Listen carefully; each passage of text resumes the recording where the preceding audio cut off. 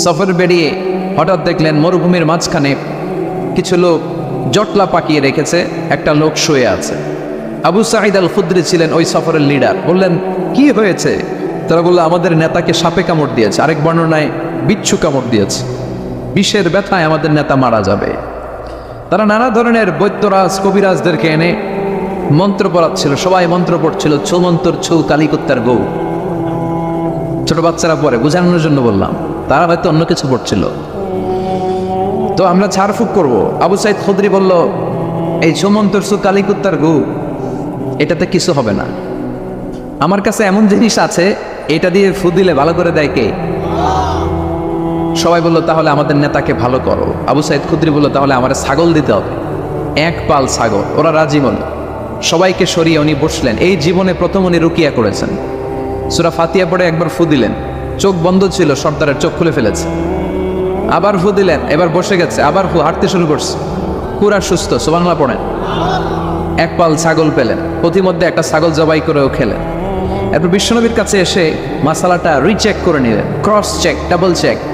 আপনারা এখন ইউটিউবের সময় না, যে কোনো জিনিস সার্চ দিলেই সব পাওয়া যায়, আপনি জানতে পারবেন। তো একটা বিষয়ের উপর অনেকগুলো আলেমের বক্তব্য শুনবেন, ফলে ওভারঅল একটা ধারণা আপনি পেয়ে যাবেন। বুঝতে পেরেছেন? বিতরের সালাত কয় রাকাত, অনেক মন্তব্য আছে, অনেক মতামত আছে। আপনি 5 জন স্কলারের কথা শুনেন, মোটামুটি একটা আন্দাজ পেয়ে যাবেন যে এটাই হয়তো হকের কাছাকাছি। গোড়ামি করা যাবে? ইসলামে গোড়ামি নাই। ইসলামের সৌন্দর্য হচ্ছে আত-তাইসির, simplicity is the beauty of Islam. সহজীকরণ হচ্ছে ইসলামের সৌন্দর্য। বিশ্বনবীকে যে কোনো অপশন দিলে সবচেয়ে সহজ অপশনটা নিতেন। সুবহানাল্লাহ পড়েন। বিশ্বনবীর কাছে এসে বললেন, ইয়া রাসূলুল্লাহ, সূরা ফাতিহা দিয়ে ঝাড়ফুঁক করে এক বর্ণনায় 100টা, আরেক বর্ণনায় 30টা ছাগল আমরা পেয়েছি। প্রতিমধ্যে একটা ছাগল জবাই করে আমরা খেয়েছি। এই যে কোরআন দিয়ে ফু দিয়ে আমরা ছাগল আনলাম, খাইলাম, এই ছাগল নেওয়াটা জায়েজ হয়েছে কিনা বলেন। মাসালা ক্রস চেক করতে আসছে, ডাবল চেক, দেখে বিশ্বনবী কি বলে। বিশ্বনবী বলেন, জায়েজ হয়েছে মানে কোরআনের দাম বাড়ায় দিয়ে আসছিস বেটা। আল্লাহু আকবার। কোরআনের দাম তোমরা বাড়িয়ে দিয়ে এসেছো। 30টা বা 100টা ছাগল যাই পাইছো তোমরা, ভাগ বটোয়ার পরে 2-1টা থাকলে আমারও দিও। তো এটাকে বলে সূরাতুশ শিফা। কোরআনের ভিতরে শিফা দিয়েছে কে? وَنُنَزِّلُ مِنَ الْقُرْآنِ مَا هُوَ شِفَاءٌ وَرَحْمَةٌ لِّلْمُؤْمِنِينَ وَلَا يَزِيدُ الظَّالِمِينَ إِلَّا خَسَارًا। এই কোরআনের মধ্যে আমি শিফা দিয়েছি, রহমত দিয়েছি, বরকত দিয়েছি। মুমিনদের জন্য কোরআনকে শিফা বানিয়েছে কে? সূরাতুশ শিফা মনে থাকবে? এই যে পীর সাহেব হুজুরের কাছে যে আসেন ফু দেওয়ার জন্য, যে হুজুর ফু দেন, হুজুরে কি পইরা ফু দেয় জানেন? আজকে গোবর ফাঁস করে দিয়ে যায় হুজুরের, সূরাতুল ফাতিহা পড়ে ফু দেয়। হুজুরের কাছেও আইসেন, আপনারাও ফু দিয়ে নিজেরাও দিবেন। সবসময় যে হুজুরের কাছ থেকে নিতে হবে তা না, আব্বা আম্মার কাছ থেকে নিবেন। আব্বার কাছ থেকে নিলে এটা সবচেয়ে দামি ফু, ঠিক কিনা? 2 গ্লাসে পানি। পৃথিবীর সবগুলো পীর সাহেবরে বললাম, হুজুর এই গ্লাসে একটু ফু দেন। হুজুর আমার ফু দিয়ে দিল। আমার আব্বা উনি আরেক গ্লাসের পানির মধ্যে ফু দিয়ে দিল। মুহূর্তের মধ্যে আমার আব্বার ফুটা কাজে লেগে যাবে। গোটা পৃথিবীর পীর সাহেব একদিকে, বাবা মার দোয়া আর ফু আরেকদিকে, ঠিক কি না?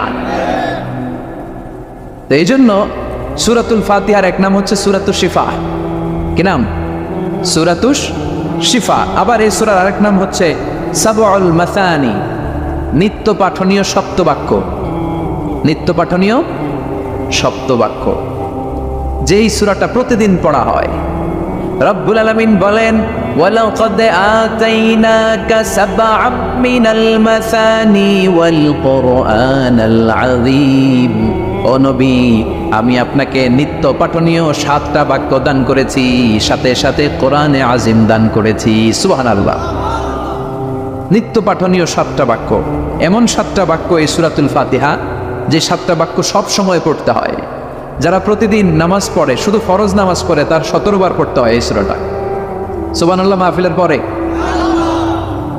আর যারা সুন্নাত সহ পড়ে, তাদের প্রতিদিন 32 বার এই সূরাটা পড়তে হয়। তাহলে যেই লোকটার বয়স হয়েছে 50 বছর, সে যদি নামাজি হয়ে থাকে, একটু হিসাব করেন, লোকটার বয়স কত? 50। আর লোকটা নামাজি না বেনামাজি? নামাজি লোক, বয়স 50 বছর। তাহলে এই 50 বছরে সে যে কত লক্ষবার সূরা ফাতিহা পড়ছে ও নিজে জানে? সুবহানাল্লাহ কই? আল্লাহু আকবার। এমন সূরা যেটা প্রতিদিন পড়তে হয়। আবার বিশ্বনবী বললেন, লা তুহসা আজাইবুহু ওয়ালা তাবলা গরাইবুহু ফিহি মাসাবিহুল হুদা ওয়া মানারুল হিকমা। কোরআন এমন কিতাব, সূরাতুল ফাতিহা এমন সূরা, এই সূরার আশ্চর্যান্বিতার কোনো শেষ নাই। এই সূরা কোনোদিন পুরান হয় না। যাদের 80 বছর বয়স, কত কোটিবার আপনি সূরা ফাতিহা পড়ছেন? বুকে হাত দিয়ে বলেন তো, কখনো কি আপনার মনে হয়েছে যে প্রত্যেক দিন নামাজটা শুরু করলে এই সূরাটা দিয়ে শুরু করতে হয়? কত কোটিবার বললাম, আর ভাল লাগে না, পুরান পুরান লাগে। বুকে হাত দিয়ে বলেন, দাঁড়ান একজন, যে হুজুর আমার কাছে আর ভাল লাগে না, সূরাতুল ফাতিহা পড়তে পড়তে এটা পুরান লাগে, কালকের থেকে কুল ফল্লা দিয়ে শুরু করুন। এরকম ডাকাইতে আছে কেউ? নাই, কারণ কোরআন কখনো পুরান হয় না। যতই পড়ি ততই নতুন। চিল্লায় পড়েন আল্লাহু আকবার। এজন্য বিশ্বনবী বললেন, ও উম্মতেরা শোনো, 60টা আয়াত বিশিষ্ট এই সূরাটাকে দেখতে ছোট মনে হয়, সবার মুখস্থ, প্রত্যেকের কলিজার ভেতরে আছে। তোমাদের কাছে সাধারণ মনে হয়, সূরাটা সাধারণ না, অসাধারণ করে সূরাটারে নাজিল করেছে কে? পড়েন সবাই, আউযু বিল্লাহি মিনাশ শাইতানির রাজীম। বিসমিল্লাহির রহমানির রহিম। আলহামদুলিল্লাহি রাব্বিল আলামিন। আর রহমানির রহিম। মালিকি ইয়াউমিদ্দিন। ইয়াকা না'বুদু ওয়া ইয়াকা নাস্তাঈন। اهدنا الصراط المستقيم صراط الذين أنعمت عليهم غير المغضوب عليهم ولا الضالين। চিল্লায় পড়েন আমিন। আর জোরে আমিন। আপনাদের মনোযোগ আসছে না গেছে? কষ্ট হচ্ছে? কি বলেন, আমার তো কষ্ট হচ্ছে। রাত বাজে 12টা বাস, এখনো আপনাদের ধৈর্যচ্যুতি হয় নাই। কফি খেয়ে আসছেন বোধহয়। কি কফি খাইছেন বলেন? Nescafe, espresso, মকা, লাটে, old town coffee, Starbucks, এগুলো খেয়ে আসছেন? কষ্ট হচ্ছে না তো? ফজর পড়তে কষ্ট হবে তো আপনাদের? শুনবেন আরো 2 মিনিট? কতক্ষণ শুনবেন? হ্যাঁ, আল্লাহ তুমি কবুল করো। আরো জোরে পড়েন আমিন। 7টা আয়াত বিশিষ্ট সূরা। রব্বুল আলামিন এই সূরাটাকে ওয়েলকামিং লেটার করে পাঠিয়েছেন। আল্লাহু আকবার। ওয়েলকামিং লেটার, অভিনন্দন পত্র। মন্ত্রী যদি আসে আমাদের প্রোগ্রামে, মাঝে মাঝে মন্ত্রী, MP, member of the parliament, ওনারা আসে না? আসলে আমরা ওয়েলকামিং লেটার দেই, স্মারকলিপি দেই, অভিনন্দন পত্র দেই, ঠিক না? অভিনন্দন পত্রের ভেতরে 3টা জিনিস থাকে। কয়টা? চিল্লায় বলেন। প্রথমে থাকে প্রশংসা, মন্ত্রীর প্রশংসা। এরপর থাকে পরিচয়, এরপর থাকে দাবি দেওয়া। 3টা পার্ট থাকে একটা ওয়েলকামিং লেটারে। কয়টা পার্ট? প্রথমে থাকে প্রশংসা।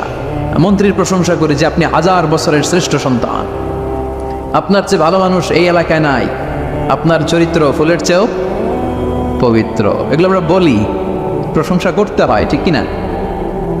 দ্বিতীয় পর্যায়ে থাকে ওয়েলকামিং লেটারের ভেতরে নিজেদের পরিচয়, আপনারা কারা। তারপর আমরা পরিচয় দিই যে আমরা এই মসজিদের গভর্নিং বোর্ডের মেম্বার্স, আমরা এই মসজিদের লোক, আমরা এই হাই স্কুলের সদস্য, আমাদের একটা একাডেমিক ভবন লাগবে, আমাদের মসজিদের 3 তলার কাজ ধরেছি, ওইটা লাগবে, ওইটা লাগবে। এগুলো আমরা পরে বলি, আমরা নিজেদের পরিচয় দেই। প্রশংসার পরে আমরা পরিচয়, যে আমরা এই মাহফিলের ইন্তেজামিয়া কমিটি, আমরা এই স্কুলের গভর্নিং বোর্ডের সদস্য, নিজেদের পরিচয় দেই। প্রশংসাও করলাম, পরিচয়ও দিলাম। এরপরে আছে কি? দাবি দেওয়া। আমাদের দাবি মানতে হবে, নইলে গদি ছাড়তে হবে। এরপরে আমরা দাবি দেওয়াতে যাই। তো সূরাতুল ফাতিহাটাকে আল্লাহ তাআলা এরকম একটা ওয়েলকামিং লেটারের মতো করে পাঠালেন। আল্লাহ বোঝাতে চাইলেন প্রতিদিন পড়বি তো, এই জন্য 3 ভাগ করে দিলাম। সুবহানাল্লাহ। প্রথম 3টি আয়াতে আমি রব্বুল আলামিনের প্রশংসা তোরা করবি। চতুর্থ আয়াতে তোরা তোদের নিজেদের পরিচয় আমার কাছে পেশ করবি। এরপরে শেষ 3টা আয়াতে তোদের দাবি দাওয়া বিনয়ের সাথে আমার কাছে পেশ করবি। প্রথম 3 আয়াতে প্রশংসা কার? আল্লাহ বললেন আলহামদুলিল্লাহি রাব্বিল আলামিন। সকল প্রশংসার মালিক হলেন আল্লাহ, যিনি হলেন জগৎ সমূহের রব। আল্লাহু আকবার। হামদুন মানে প্রশংসা। হামদুন মানে কি? প্রশংসা কার? কম কম না বেশি বেশি? বিশ্বনবী মসজিদে নববীতে ইমামতি করছেন, আল্লাহু আকবার বলে নামাজ শুরু করলেন, কেরাত পড়লেন, রুকুতে গেলেন, রুকু থেকে দাঁড়িয়ে বিশ্বনবী পড়লেন সামি আল্লাহ। পেছন থেকে সাহাবারা ছোট্ট আওয়াজে গুনগুনিয়ে পড়লেন রব্বানা রব্বানা ওয়ালাকাল হামদ। এক সাহাবী নিজ থেকে ফিসফিস করে পড়লেন হামদান কাসীরান তাইয়িবান মুবারাকান ফি। চারটা অতিরিক্ত শব্দ নিজ থেকে বানিয়ে পড়লেন। কয়টা? চারটা শব্দ আমার সাথে সাথে আওয়াজ করে পড়েন, হামদান কাসীরান তাইয়িবান মুবারাকান ফি। আবার পড়েন হামদান কাসীরান তাইয়িবান মুবারাকান ফি। চারটা শব্দ। বিশ্বনবী সালাত শেষ করলেন, সালাত শেষে তিনি আওয়াজ করে পড়তেন আল্লাহু আকবার, তিনবার পড়তেন আস্তাগফিরুল্লাহ। এরপর আজকারগুলো পড়ে তিনি সাহাবাদেরকে বললেন, কে অতিরিক্ত চারটা তাসবিহ পড়েছো? দাঁড়াও, আমি তো এই চারটা তাসবিহ শিখাই নাই, কে পড়েছো? কেউ দাঁড়ায় না, ভয়। বিশ্বনবী অভয় দিলেন, দাঁড়াও আমি কিচ্ছু বলবো না। এক সাহাবী দাঁড়ালেন, দাঁড়িয়ে বললেন ইয়া রাসূলুল্লাহ আমি পড়েছি। বিশ্বনবী বললেন কেন পড়েছো? এই হামদান কাসীরান তাইয়িবান মুবারাকান ফি, এই চারটা তাসবিহ তো আমি শিখাই নাই, পেলে কোত্থেকে? সাহাবী বলে ইয়া রাসূলুল্লাহ ইয়া হাবিবাল্লাহ, আল্লাহর তাসবিহ যখন আমি পড়ি, আল্লাহর জিকির যখন আমি পড়ি, কম কম পড়লে আমার পোষায় না, আমার পড়তে হয় বেশি বেশি। এজন্য আমি নিজ থেকে আই ফেব্রিকেটেড দিস তাসবিহ, আমি নিজ থেকে এটা বানিয়ে পড়েছি। বিশ্বনবী বললেন ও সাহাবী ভয় পেও না, চিন্তা করো না, তোমরা দেখো না এই নামাজরত অবস্থায় আমি দেখেছি বিদআ ওয়া 30 মালায়েকা, 30 জনেরও বেশি ফেরেশতা। তোমার এই অতিরিক্ত চারটা যে তাসবিহর সওয়াব হয়েছে, এই চারটা তাসবিহর সওয়াবটা 30 জনেরও বেশি ফেরেশতা কে কার আগে এই সওয়াবটা আল্লাহর আরশে পৌঁছে দিবে, এ নিয়ে ফেরেশতাদের মধ্যে আকাশে প্রতিযোগিতা চলছিল। আকাশে তারা কম্পিটিশন করছিল কে কার আগে আল্লাহর দরবারে পৌঁছে দিবে এই প্রশংসা। এজন্য আল্লাহর প্রশংসা কম কম না বেশি বেশি? আল্লাহর প্রশংসা করে আমরা শেষ করতে পারবো? সাগরের জলকে কালি করে, গাছের পাতাকে খাতা করে, তোমার মহিমা লেখা শেষ হবে না, যদিও লিখি প্রভু জীবন ভরে। সাগরের জলকে কালি করে, গাছের পাতাকে খাতা করে, তোমার মহিমা লেখা শেষ হবে না, যদিও লিখি প্রভু জীবন ভরে। সাগরের জলকে কালি করে, সুবহানাল্লাহ পড়ে। উপমাটা খেয়াল করেছেন? মেটাফরিক, এটাকে বলে মেটাফোর, রূপক অর্থে মাজাজি ভাবে আল্লাহ বলেছেন সাগরের জল যদি কালি হয়, গাছের পাতা যদি খাতা হয়। পৃথিবীতে কয়টা গাছ আছে? পৃথিবীতে বাদ দেন, কুমিল্লাতে গাছের পরিমাণ কেমন? অনেক। তো কুমিল্লায় যদি অনেক হয়, বাংলাদেশে কেমন? বাংলাদেশেও অনেক। আচ্ছা, তো আফ্রিকার জঙ্গলের কি অবস্থা? সুবহানাল্লাহ পড়বেন না? এই সব গাছের পাতা যদি খাতা হয়ে যায়, সাগরের জল যদি কালি হয়ে যায়। পৃথিবীর সবচেয়ে গভীরতম সাগরের নাম প্রশান্ত মহাসাগর, গভীরতা সবচেয়ে গভীর জায়গার নাম মারিয়ানা ট্রেঞ্চ, গভীরতা প্রায় 36,000 ফিট। দ্বিতীয় গভীরতম সাগরের নাম আটলান্টিক মহাসাগর, সবচেয়ে গভীরতম জায়গার নাম হচ্ছে পুয়ের্টো। এই পুয়ের্টো গভীরতা প্রায় 33,000 ফিট। মহাসাগর কি পৃথিবীতে শুধু দুইটা? কথা বলেন। প্রশান্ত মহাসাগর, আটলান্টিক মহাসাগর, ভারত মহাসাগর, উত্তর দক্ষিণ, কত মহাসাগর, কত সাগর। এই আমাদের বঙ্গোপসাগর, লোহিত সাগর, ভূমধ্য সাগর, চায়না সাগর, কৃষ্ণ সাগর, সাগর আর সাগর। এই পৃথিবীর 70% শুধু সাগর, 70% শুধু হানি আর হানি, নোয়াখালীর ভাষায় পানি আর পানি। তো এই সব পানিগুলো যদি কালি হয়ে যায়, আল্লাহর কথার ওজন কি দেখেন? কোত্থেকে আল্লাহ এই মেটাফোর রূপক অর্থ নিয়ে আসলেন? সব সাগরের পানি যদি কালি হয়ে যায়, সব গাছের পাতা যদি খাতা হয়ে যায়, সাগরের জল নামক কালি দিয়ে গাছের পাতা নামক খাতার উপরে যদি আমি আল্লাহর প্রশংসা লিখতে শুরু করে দাও, সাগরের জলও শেষ হয়ে যাবে, গাছের পাতাগুলো ফুরিয়ে যাবে, আমি আল্লাহর প্রশংসা করে শেষ করা যাবে না। قل لو كان البحر مدادا لكلمات ربي لنفد البحر قبل أن تنفد كلمات ربي ولو جئنا بمثله مددا। সুবহানাল্লাহ পড়। ফুরিয়ে যাবে, ফুরাবে না আল্লাহর প্রশংসা। এজন্য আল্লাহ আলহামদু দিয়ে শুরু করলেন। সকল প্রশংসা, হামদুন মানে প্রশংসা, আর এর সাথে আলিফ আর লাম যখন অ্যাটাচ করে দেয়া হলো তখন প্রশংসার যত ধরন হতে পারে, যত আকসাম হতে পারে, যত প্যাটার্ন আর ডিজাইন হতে পারে, সব প্রশংসার একচ্ছত্র অধিপতি একজন। চিল্লায় বলেন তিনি কে? এই পৃথিবীতে আল্লাহর সবচেয়ে বেশি প্রশংসা করেছেন বিশ্বনবী মুহাম্মদ সাল্লাল্লাহু, আবার নিজেও প্রশংসিত। ওনার এক নাম আহমদ মানে যিনি সবচেয়ে প্রশংসা করে, আবার মুহাম্মদ মানে নিজেও প্রশংসিত। জান্নাতীদেরকে নিয়ে বিশ্বনবী যখন কিয়ামতের দিন বিচার শেষে জান্নাতের দরজায় যে কড়া নাড়বে, ওই দিন বিশ্বনবীর হাতে একটা পতাকা থাকবে। ওই পতাকার মধ্যে ওই শব্দটা লেখা, সূরাতুল ফাতিহার প্রথম শব্দ যেটা। সূরাতুল ফাতিহার প্রথম শব্দ কি? আলহামদু। বিশ্বনবীর হাতের পতাকায় ওইটা লেখা থাকবে, লিওয়াউল হামদ, প্রশংসার পতাকা। সুবহানাল্লাহ পড়বেন না? তার মানে আমরা এই সিদ্ধান্তে উপনীত হলাম যে সব সময় প্রশংসা করতে হবে একজনের। তিনি কে? আল্লাহ বললেন আলহামদু, আলহামদু লিল্লাহ, সব প্রশংসার মালিক হলেন আল্লাহ। কি সুন্দর নাম তার, কি মজার নাম। আলিফ লাম, লাম হা, আলিফ লাম। সবাই বলেন আলিফ লাম, লাম হা, আওয়াজ করে আলিফ লাম, লাম হা। এটা কার নাম? আল্লাহর নামটা জপতে কেমন লাগে? হৃদয় থেকে এই গভীর রাতে আল্লাহর একটা ডাক দেন তো, বলেন আল্লাহ। প্রাণটা জুড়িয়ে আবারও আল্লাহরে ডাকেন, বলেন ইয়া আল্লাহ। নামটা মজা লাগে না? আল্লাহ বলেন হুয়াল আউয়াল ওয়াল আখির ওয়াল যাহির ওয়াল বাতিন, তিনি প্রথম, তিনি শেষ, তিনি প্রকাশ্য, তিনি গোপন। সুবহানাল্লাহ। তার মানে প্রথমে কে, শেষে কে? প্রথমে আল্লাহ আল্লাহ, শেষেও আল্লাহ আল্লাহ, আকাশে আল্লাহ আল্লাহ, জমিনে আল্লাহ আল্লাহ। সবাই পড়েন, প্রথমে আল্লাহ আল্লাহ, শেষেও আল্লাহ আল্লাহ, আকাশে আল্লাহ আল্লাহ, জমিনে আল্লাহ আল্লাহ। নিখিল জাহান গায় গুণগান তার নামে গায়, আমরাও গাহি তাআলা হামদে বারি তাআলা, হামদে বারি তাআলা, হামদে বারি তাআলা। সুবহানাল্লাহ পড়েন। আলহামদুলিল্লাহ, সকল প্রশংসার মালিক কে? আল্লাহ বললেন সকল প্রশংসার মালিক হলাম আমি, আর আমি হলাম রব্বিল আলামিন, জগৎ সমূহের রব। আল্লাহর আরেক নাম হলো রব। আল্লাহর আরেক নাম কি? কবরের প্রথম প্রশ্ন কি? মার রব্বুক, তোমার রবকে? আমাদের উত্তর কি? আমরা বলবো আল্লাহ আমারে রব, আল্লাহ আমারে রব।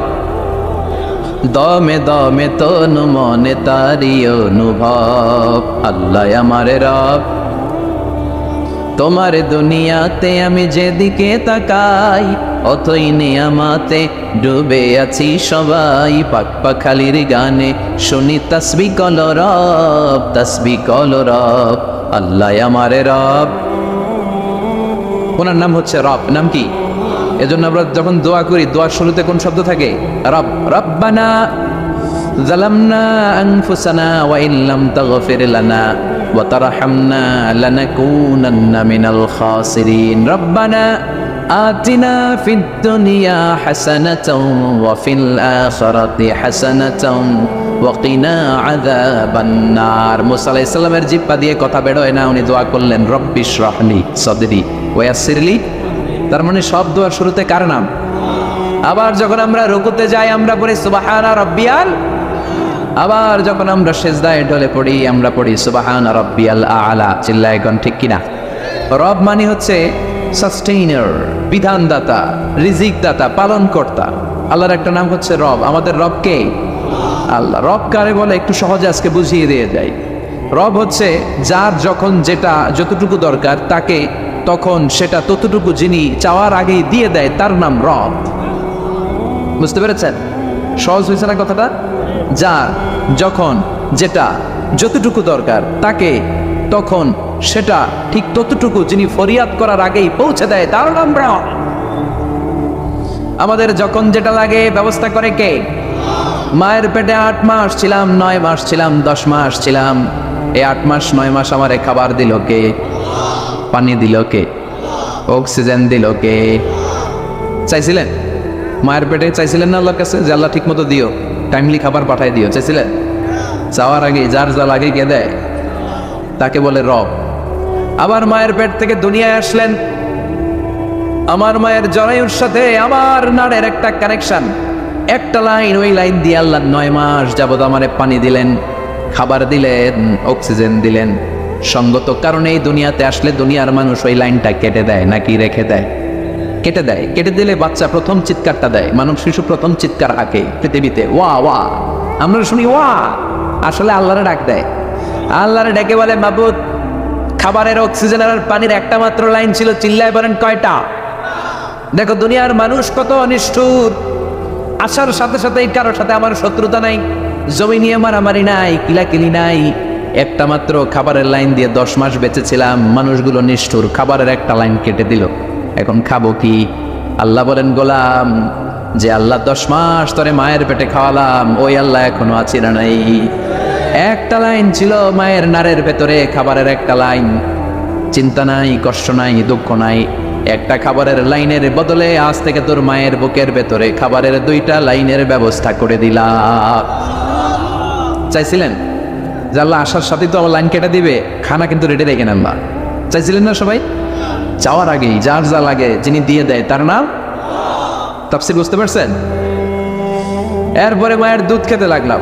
মায়েরা গভীর রাত মাইকের সাউন্ড যাদের কানে যায়, বুকের দুধ খাওয়াবেন ছেলে মেয়েদেরকে। বাচ্চা ডেলিভারি হওয়ার পরেই মায়ের বুকে যে দুধটা, সেটার বলে শাল দুধ। এটা আল্লাহর পক্ষ থেকে বাচ্চার জন্য প্রাকৃতিক টিকা। সুবহানাল্লাহ কইবেন না? আমরা হসপিটালে যে টিকা দেই 5টা 7টা, প্রথম টিকাটা আল্লাহ ফ্রি দিয়ে দিছে। বাচ্চাদের গ্রোথ হবে না যদি না খাওয়ান, খাওয়াবেন, সব মায়েরা খাওয়াবেন। ওয়াল ওয়ালিদাতু ইউরদি'না আওলাদাহুন্না হাওলাইনি কামিলাইন, 2 বছর খাওয়াবেন। যারা বৃদ্ধাশ্রমে থাকতে চান না তারা খাওয়াবেন, আর যারা ডানু খাওয়াবেন তাদের জায়গা হবে কি? ছেলে আমার মস্ত মানুষ, মস্ত অফিসার, মস্ত ফ্ল্যাটে যায় না দেখায় পারেও পার, নানান রকম জিনিস আর আসবাব দামি দামি, সবচেয়ে কম দামি ছিলাম একমাত্র আমি।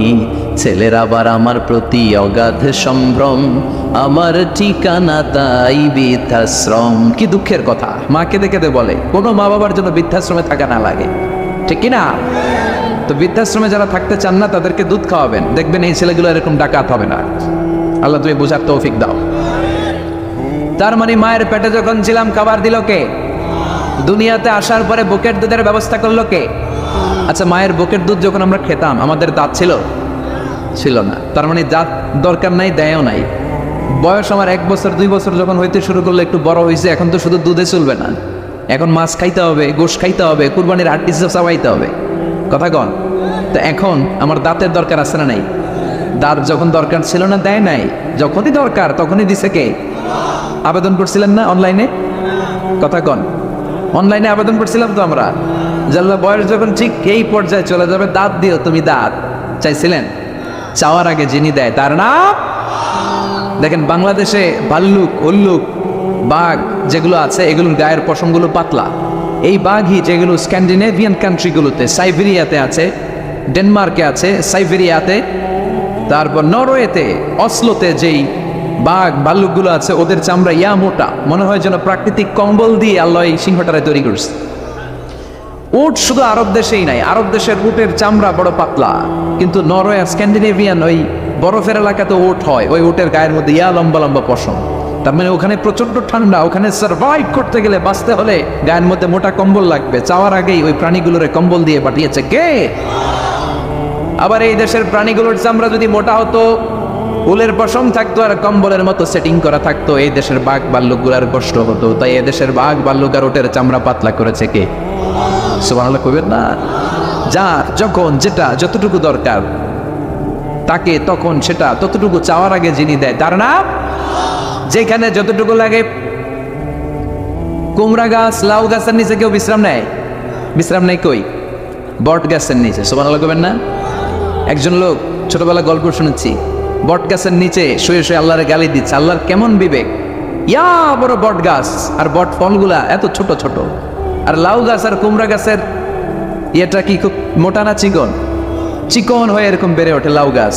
লাউ গাছরে দিল আল্লাহ এত চিকন করে, ফল দিছে এত মোটা। আর এত বিশাল বড় বট গাছ, এটার ফল হলো এত ছোট। তো আল্লাহরে গালি দিতে দিতে কোন সময় যে ঘুমাই গেছে নিজেও জানে না। হঠাৎ করে নাকের মধ্যে ছটাম করে বটফল পড়ছে একটা, লাভ দিয়ে উঠছে, নাক দিয়ে রক্ত বেরোয়া শুরু হয়েছে। রক্ত মুছতে মুছতে মনে মনে ভাবে আসলেই তো আমি বড় একটা উল্লুক্কা পাঠা। আজকে এই বট গাছের মধ্যে যদি লাউয়ের মতো ফল দিত, কুমড়ার মতো ফল দিত, আমার নাকের উপরে ওই লাউ আর কুমড়া বললে আমি থাকতাম না, আমি বিদায় হয়ে যেতাম, মক্কা পেয়ে যেতাম, ঠিক কিনা? যেখানে যেটা যেভাবে যতটুকু দরকার তার নাম, চিৎকার করে তার নাম। আল্লাহ বললেন আমি হলাম রব্বিল আলামিন, জগৎ সমূহের রব। আলাম মানে একটা জগৎ, আলামিন মানে অনেক জগৎ, মাল্টি ডাইমেনশনাল ইউনিভার্স। উদ্ভিদ জগতের রব তিনি, প্রাণী জগতের রব তিনি, সাগর জলের অতল গহ্বর জগতের রব তিনি, মহাকাশের জগতের রব তিনি, সৌর জগতের রব তিনি, অদৃশ্য জগতের রব তিনি। চিল্লায় বলেন ঠিক কিনা? এজন্য আল্লাহ বললেন আলহামদুলিল্লাহি রাব্বিল আলামিন, যত জগৎ আছে সব জগতের রব আল্লাহর জন্য প্রশংসা। রাজি আছেন? আরো শুনবেন, শেষ করে দেই। আর রহমানির রহিম, তিনি দয়ার সাগর, তিনি দয়ালু, তিনি মায়াবী, তার মায়ার শেষ নাই, তার দয়ার শেষ নাই, তিনি দয়ার সাগর। আল্লাহ তুমি দয়ার সাগর, রহমানুর রহিম, তোমার দয়াই পূর্ণ আমার সারা নিশিদিন। সুবহানাল্লাহ পড়েন। আল্লাহ বলেন রাহমাতি ওয়াসিআত কুল্লা শাই, সব জায়গায় আমার রহমত বিস্তৃত, এমন কোন জায়গা নাই যেই জায়গায় আমি আল্লাহর রহমত নাই। আল্লাহর রহমত ছাড়া পৃথিবীতে কিছু হয় নাকি? এই যে আজকে বসে আছি, ওয়াজ শুনতেছি, কার রহমতে, কার দয়ায়? আল্লাহ বললেন এই রহমত, দয়ার, ভালোবাসারে আমি সৃষ্টি করার পরে 100 টুকরা করলাম। কয় টুকরা? 100 টুকরা করার পরে নিজের মধ্যে আমি 99 টুকরা দয়ার ভালোবাসা রেখে দিলাম।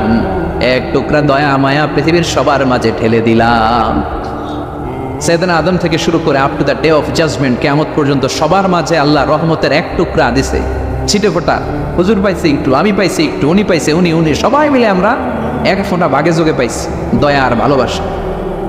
সবাই মিলে 1 ভাগ ভালোবাসার, আর 99 ভাগ ভালোবাসা কার? ওনার ভালোবাসা বেশি না কম?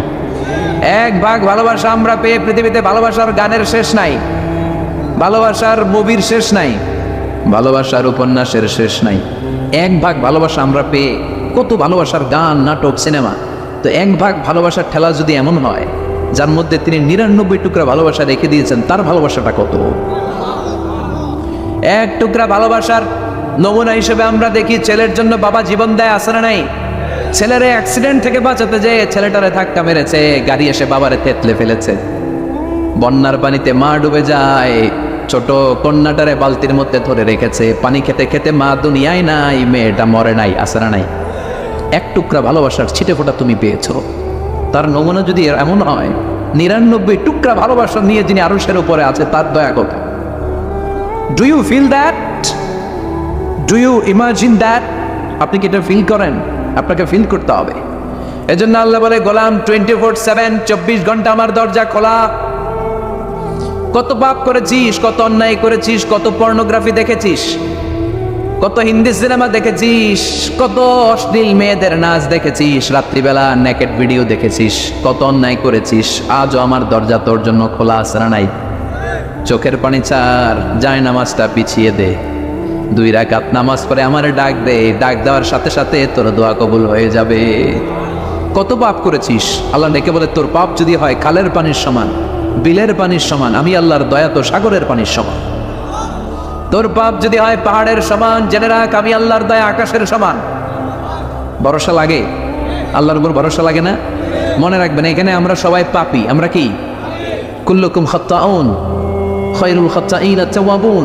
সবাই পাপী, কিন্তু সবচেয়ে ভালো পাপী ওই পাপী যেই পাপী পাপ করার পরেই তওবা করে। তওবা করতে রাজি আছেন তো? যত পাপ আপনার হোক টেনশন নাই, আমাদের ভরসা একজনের উপর। চিল্লায় বলেন তিনি কে? বনি ইসরাইলের এক আবেদ 100 বছর ইবাদত করেছে, কিয়ামতের দিন আল্লাহ খুশি হয়ে বলবেন, ও আল্লাহর ওলি, উদখুলিল জান্নাতা বিরহমাতি, go to the paradise with my mercy. আমার দয়া আর ভালোবাসা জান্নাতে ঢুক। আল্লাহর ওলি বলবে, বালবি আমালি, আপনার দয়া দিয়ে জান্নাত কেন? আমার আমল দিয়ে যেতে চাই, আমি নামাজ তো কম পড়ি নাই, তো দয়া লাগবে কেন আপনার? আল্লাহ বলবেন, তাই? আমার দয়া ছাড়া তুই জান্নাতে যেতে পারবি? কি আমল করেছিস তুই? ওকে, লেটস মেক এ ক্যালকুলেশন, চল একটা হিসাব করি। তোর শত শত বছরের তাহাজ্জুদ গুলারে এক পাল্লায় রেখে দে, আর দয়া করে মায়া করে দুনিয়াতে সৌন্দর্য দেখার জন্য চোখ যে দিয়েছি, চোখটা একটা পাল্লায় রেখে দে। এক পাল্লায় 500 বছরের তাহাজ্জুদ, আরেক পাল্লায় কি?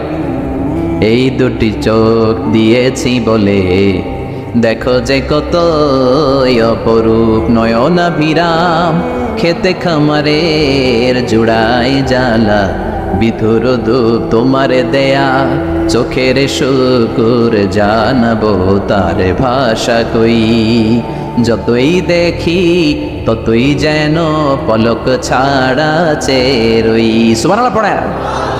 এক পাল্লায় চোখ রাখা হবে, আর এক পাল্লায় 500 বছরের তাহাজ্জুদ রাখা হবে।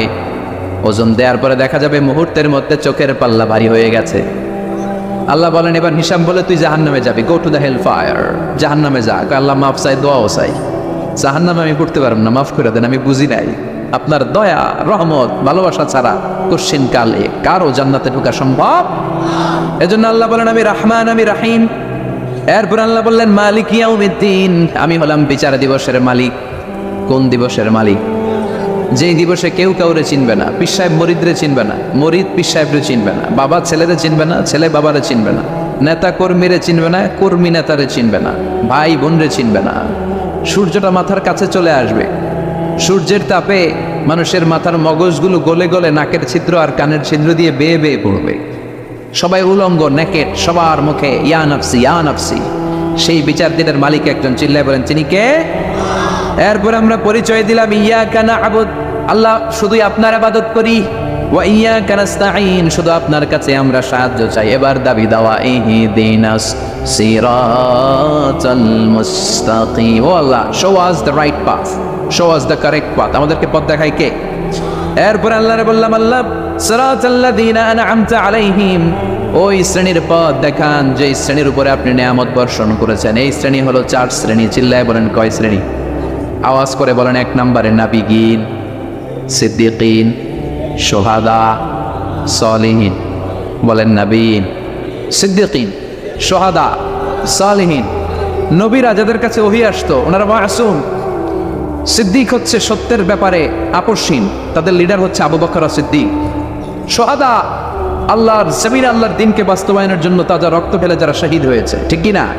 আমাকে শহীদ করে সেই মিছিলে শামিল করে নিও, যে মিছিলের নেতা মীর হামজা, খোবায়েবে খাব্বাব আল্লাহর কাছে ছিল অতি প্রিয়, শামিল করে নিও। পড়েন আমিন।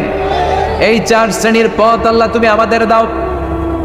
গায়রিল মাগদুবি আলাইহিম ওয়ালাদ-দাল্লিন, 2 শ্রেণীর পথ থেকে আমরা পানা চাই। এক হলো গায়রিল মাগদুবি আলাইহিম, যাদের উপর তোমার রাগ, তোমার গোসা, তোমার ক্রোধ লানত প্রাপ্ত ওই ইহুদি জাত থেকে আমরা পানাহ চাই। ওয়ালাদ-দাল্লিন, ভ্রষ্ট যারা নাসারা, সব মুফাসসিররা একমত যে আল মুরাদু বি আল মাগদুবি আলাইহিম আল ইয়াহুদ ওয়াল মুরাদু বিদ-দাল্লিন আন নাসারা। সব মুফাসসিররা পৃথিবীতে একমত যে মাগদুব আলাইহিম দ্বারা বোঝানো হয়েছে ইহুদিদেরকে। পৃথিবীর সবচাইতে টেরা জাতি, নিজেদের 70,000 নবীকে নিজেরা জবাই করেছে। নাউজুবিল্লাহ পড়বেন না? বিশ্ব নবীকে হত্যার ষড়যন্ত্র করেছে, ছাগলের গোশতের মধ্যে বিষ মাখিয়ে আমার বিশ্ব নবীরে খাওয়াতে চেয়েছে। এমনকি বিশ্ব নবী ইন্তেকালের পর বিশ্ব নবীর লাশ মোবারক চুদির ষড়যন্ত্র করেছে। এরা সবচেয়ে বড় সুদখোর, সবচেয়ে বড় মুনাফিক, সবচেয়ে বড় বাটপার। এই জাতিটার নাম হচ্ছে ইহুদি। ইয়া আইয়ুহাল্লাযীনা আমানু তুবু ইলাল্লাহি তাওবাতান নাসুহা, ও বিশ্বাসীরা তোমরা যদি অন্যায় করে ফেলো, তোমরা যদি ভুল করে ফেলো, তোমরা যদি নিজের নফসের উপর জুলুম করে ফেলো, উপলব্ধি আসার পরে আমার কাছে ক্ষমা চাও, তওবা করো। তওবার মতো তওবা করলে আমি জীবনের সব গুনাহ মাফ করে দিতে পারি। তিনি দয়াময়, তিনি মেহেরবান, তার দয়া যে কত বিশাল আপনি কল্পনাও করতে পারবেন না। তুবু ইলাল্লাহি তাওবাতান নাসুহা, তওবার মতো তওবা। তাওবাতুন নাসুহা মানে কি? তওবার মতন তওবা, এমন তওবা যে তওবাতে আল্লাহ আপনারে মাফ করবেই, যেই তওবার মধ্যে জড়িত আছে আবেগ, যেই তওবাতে জড়িত আছে চোখের পানির স্পর্শ, চোখের পানির এতটা অনুতপ্ত বান্দা যখন গুনার কথা স্মরণ করে কাঁদে, চোখের পানি ছেড়ে দেয়। এই চোখের পানি চোখ বেয়ে নাকের ডগা বেয়ে মাটিতে পড়ার আগেই আল্লাহ অনুতপ্ত বান্দার জীবনের সব গুনাহ মাফ করে দেয়। এজন্য চোখের পানি ছাড়তে হবে। আমাদের হৃদয়ের ভেতরটা অনেকের খুব শক্ত, নরম হয় না, চোখ দিয়ে পানি নামে না। সর্বশেষ কবে যে আমরা কেঁদেছিলাম অনেকের মনে নাই, এরকম আছে না নাই? যদি জিজ্ঞেস করি ভাই আল্লাহর ভয়ে সর্বশেষ কাঁদছিলেন কবে, মনে নাই। কবে যে কাঁদছিলাম, এত ব্যস্ত আমি, কখন কাঁদবো, কাঁদারই তো সময় নাই, এরকম আছে না নাই? না, কুল্লুকুম খাত্তাউন, সবাই পাপী। আর এই পাপীদের মধ্যে সবচেয়ে বড় পাপী যে পাপ করার পরপরই তওবা করে। আপনার পাপ কত বড়? কি অন্যায় করেছেন আপনি, কি গুনাহ করেছেন, কত বড় জুলুম করেছেন? আপনার পাপ, আপনার অন্যায়, আপনার ভুল, আপনার জুলুম যত বড়ই হোক, আল্লাহর দয়া, আল্লাহর ক্ষমা তার চাইতে বড়। আমাদের পাপ যদি হয় খালের পানির সমান, বিলের পানির সমান, জেনে রাখবেন আল্লাহর দয়া সাগরের পানির সমান। আমাদের পাপ যদি হয় পাহাড়ের সমান, আল্লাহর দয়া আকাশের সমান। এজন্য আল্লাহ বললেন তুবু ইলাল্লাহি তাওবাতান নাসুহা, তওবার মতো তওবা করো। তওবার মতো যদি তওবা করতে পারো, সব গুনাহ মাফ করে দিতে পারে কে? কত যে দয়াময় তিনি, কত যে মেহেরবান। দয়ার ভালোবাসাকে তিনি 100 টুকরা করেছেন। এক টুকরা আমাদের সবার মাঝে ভাগ করে দিয়েছেন, 99 টুকরা উনি নিজের মধ্যে রেখে দিয়েছেন।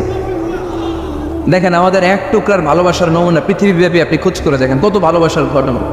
এক একজন যে কত লাভ স্টোরি জানে। যদি জিজ্ঞেস করি ভাই একটা লাভ স্টোরি শোনান, আপনি ঘটনা শুনতে শুনতে নিজেই কাঁদতে শুরু করবেন। এত চমৎকার লাভ স্টোরি, এত চমৎকার ভালোবাসার উপন্যাস, এত চমৎকার নাটক, ভালোবাসার দৃশ্য দেখলে অবাক লাগে।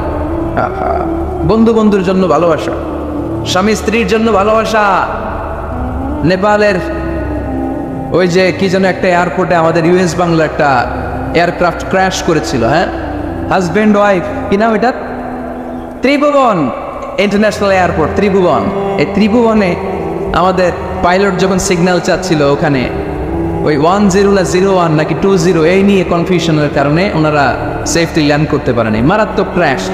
আহা, কিছু ফ্যামিলি দেখলাম, নিউ কাপল, ভেরি নিউ কাপল, নতুন বিয়ে হয়েছিল, হাতে মেহেদির দাগগুলো শুকায়নি তখন, জ্বলে পুড়ে হাজব্যান্ড সারখা, কিন্তু হাজব্যান্ড আর ওয়াইফের হাত এই যুগল আলাদা হয়নি। স্বামী তার স্ত্রীকে ধরে রেখেছিল শেষ মুহূর্তে। বিমানের ভেতরে যখন ফায়ার, গ্যাসের মধ্যে ওরা চিৎকার করছিল, শেষ নিঃশ্বাস যখন ত্যাগ করছিল, হাজব্যান্ড তার ওয়াইফের হাত ছাড়েনি, ওয়াইফ ছাড়েনি স্বামীর হাত। ভালোবাসার নমুনা। 1 ভাগ ভালোবাসার ছিটেফোঁটা আমরা পেয়েছি, ঠিক কিনা? ওই 1 ভাগ কি আমি একা পাইছি, আপনি একা পাইছেন? আমরা সবাই মিলে। আমি পত্রিকায় একটা রিপোর্ট দেখেছি, আমি প্রায় বলি, বন্যার পানিতে পানি খেতে খেতে মা জীবন শেষ, কোমর পানি, গলা পানি, নাক সমান পানি, পানি খেতে খেতে শেষ, কিন্তু বাচ্চাটারে বুদ্ধি করে বালতির মধ্যে এরকম চেপে ধরে রাখছে, বন্যার পানিতে পানি খেতে খেতে মা শেষ। আল্লাহর মেহেরবানিতে বাচ্চাটা মরে নাই। এই কলিজার টুকরা দুধের বাচ্চার জন্য মা জীবন দিয়ে দিই, এই বাচ্চার জন্য মায়ের হৃদয়ে ভালোবাসাটা ঢুকাই দিছে কে? দুনিয়ার ভালোবাসার নমুনা যদি এই হয়, 100 টুকরা ভালোবাসার 1 টুকরার এক্সাম্পল যদি পৃথিবীতে এই হয়, যার মধ্যে 99 টুকরা ভালোবাসা তিনি রেখে দিয়েছেন, তার ভালোবাসা বেশি না কম? এজন্য আল্লাহ বললেন তওবার মতো তওবা করো, ক্ষমার মতো ক্ষমা চাও, কাদার মতো কাঁদো, কাদার মতো কাঁদলে সব মাফ করে দেয় কে? আপনি কি পাপ করছেন? আপনি কি অন্যায় করেছেন? কেন আপনি হতাশ? কেন আপনি নিরাশ? লা তাইয়াসু মির রাউহিল্লাহ, ইন্নাহু লা ইয়াইয়াসু মির রাউহিল্লাহি ইল্লাল কওমুল কাফিরুন।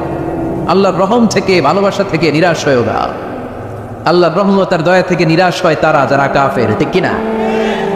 কত পাপ করেছেন আপনি? বনি ইসরাইলের এক সিরিয়াল কিলার ছিল, সহিহ বুখারীতে এসেছে, সে এত হত্যা করেছে, হত্যা করতে করতে করতে 99 জন মানুষকে সে সিরিয়ালি মার্ডার করে ফেলছে। কয়জনকে? আপনি মারছেন কয়জন রে? আমি মারছি কয়জন রে? সে 99 জনকে মারছে। কয়জনকে?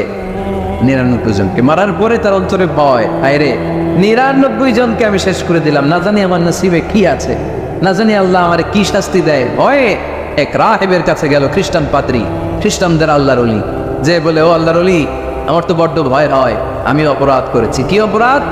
আমি 99 জনকে হত্যা করেছি। রাহেব বলে 99 জনকে হত্যা করছো? সর্বনাশ, তোর কপালে তো ক্ষমা নাই। সিরিয়াল কিলার কয়, আমার কপালে যদি ক্ষমা না থাকে তোরে বাঁচায় রেখে লাভ কি?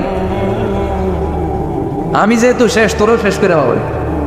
ওরা মেরে ফেল, এবার সেঞ্চুরি, এবার সেঞ্চুরি করে আবার ভয়, হায় রে 100 জনের মারলাম, না জানি আমার নসিবে কি আছে। খুঁজতে লাগলো কোনো ভালো আলেম আছে কিনা, আলেমের কাছে গেছে, যে বলে আলেম 100 হত্যা করেছে আমি, 100 খুনের আসামি, আমার নসিবে কি ক্ষমা আছে? আলেম বলে তুমি কি গুনাহ করছো মিয়া? তোমার গুনাহ যত বড় হোক, তোমার অন্যায় যত বড় হোক, তোমার পাপ যত বিশাল হোক, আমার আল্লাহর দয়া ভালোবাসা তার চাইতেও বিশাল। তুমি একটা ভালো জায়গায় যাও, এই এলাকাটা ভালো না, এখানে সব জালিমদারে বসবাস, তুমি ভালো মানুষদের এলাকায় চলে যাও, সেখানে যে তওবা করো, লোকটার অন্তরে ভয় এসেছে, তওবার নিয়ত করেছে, বাসায় যে কাপড় চোপড় ব্যাগের ভেতরে ভরে ঘর থেকে বের হওয়ার সাথে সাথে মালাকুল মাউত এসে রূহ কবজ করেছে। ফাজাআত মালাইকাতুর রাহমাহ ওয়া মালাইকাতুল আযাব, রহমতের ফেরেশতারা আসছে, আযাবের ফেরেশতারা আসছে। রহমতের ফেরেশতারা বলে যেহেতু রিয়েলাইজেশন আসছে, ভালো পথে যাওয়ার ইন্টেনশন আসছে, আমরা রুম দিব। আযাবের ফেরেশতারা বলে না, এখনো তো ভালো হইতে পারে নাই, 100টা খুনের বিষয়টা সহজ না, 100 জন মানুষকে হত্যা করেছে, তার রূহটা আমরা নিয়ে সিজ্জিনে ঢুকাবো। রহমতের ফেরেশতারা বলে না, তার রূহটা আমরা নিয়ে ইল্লিনের ভেতরে ঢুকাবো। 2 দল ফেরেশতার মারামারি, 2 দল ফেরেশতা ঝগড়া লেগে গেছে, এরা বলে আমরা, এরা বলে আমরা, বেজাল আছে না নাই? আল্লাহ বলে ধাক্কা কি আর ঝগড়ার দরকার নাই, ফিতা দিয়ে মাপো। ভালো এলাকাটা যে এলাকায় যাচ্ছিল, ওই এলাকাটা যদি কাছে হয় রহমতের ফেরেশতারা নিয়ে যাবে, খারাপ এলাকা যদি কাছে হয় আযাবের ফেরেশতারা নিয়ে যাবা। খারাপ এলাকাটা কি কাছে নাকি অনেক কাছে? একেবারে কাছে, ঘর থেকে মাত্র বের হয়েছিল, ঠিক কিনা? আর ভালো এলাকা তো অনেক দূর। আল্লাহ জামিনকে আদেশ করলেন, ভালো এলাকাটা তুই সংকুচিত হয়ে কাছে চলে আয়, খারাপ এলাকাটা তুই দূর থেকে দূরান্তরে চলে যা। মেপে দেখা গেল যে খারাপ এলাকা অনেক দূরে, ভালো এলাকা একেবারে কাছে, রহমতের ফেরেশতারা তার রূহ নিয়ে জান্নাতে ঢুকে। চিল্লায় পড়েন আল্লাহু আকবার। এজন্য তওবা যদি তওবার মতো করতে পারেন, চাওয়ার মতো যদি আল্লাহর কাছে চাওয়া যায়, সব গুনাহ মাফ করে দিবে কে? বিশ্বনবী বলেন, আমার আগের কোনো গুনাহ নাই, পরের কোনো গুনাহ নাই, লিয়াগফিরা লাকাল্লাহু মা তাকদ্দামা মিন যামবিকা ওয়া মা তাআখার। আল্লাহ বললেন, নবী আপনার কোনো গুনাহ নাই, আপনি মাসুম, নিষ্পাপ, নিষ্কলুষ, আপনার কোনো পাপ নাই, গুনাহ নাই, অন্যায় নাই। তারপরে বিশ্বনবী বলেন, ওয়াল্লাহি লা আস্তাগফিরুল্লাহ ওয়া আতুবু ফিল ইয়াউমি আকসার মিন 70 মাররা। প্রতিদিন আমি বিশ্বনবী 70 বারেরও বেশি আল্লাহর কাছে তওবা করি। কয়বারের বেশি? কোনো গুনাহ আছে? কোনো পাপ আছে? কোনো অন্যায় জীবনে করেছে? উনি যদি প্রতিদিন করে 70 বার, আমাদের করা দরকার কয়বার?